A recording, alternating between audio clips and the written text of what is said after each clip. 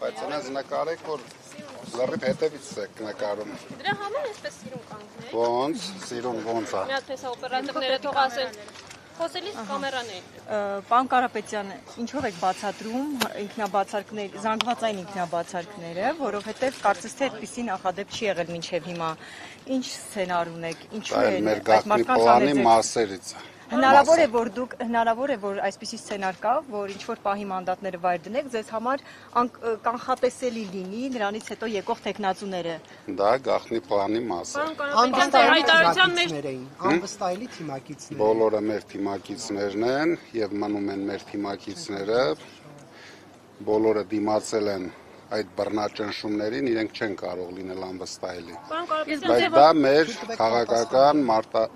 մարտավարություն։ Գուցե քրեական վարույթներ մեջ նշել եք, որ այս անձանց ինքնաբացարկը պայմանավորված էր, որպեսզի նրանք պաշտպանեք նրանց հնարավոր իշխանական ճնշումների մասին է խոսքը կհստակեցնեք։ Ամենօրյա բռնաճնշումների։ Այս անձինք այդքան էլ հանրային ճանաչելիություն չունեն, ինչ ճնշումների մասին է խոսքը, այսինքն քրեական հետապնդումներ եւ այլն։ 700 մարդ ձերբակալել են, դրանցից երևի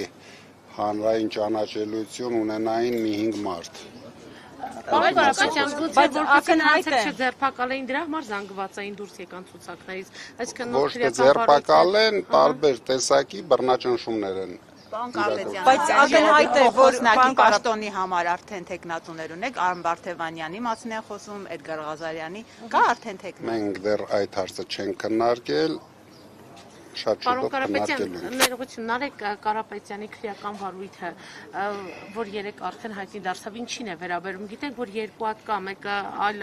երկրի անձնագիր ունենալը թաքցնելը, կարծեմ մի հատ էլ կա բանակից խուսափելու, սա ինչ վարույթ է։ Հերթական ապօրինի վարույթ։ Ինչին է վերաբերում։ Ենթադրյալ ինչ ինչին։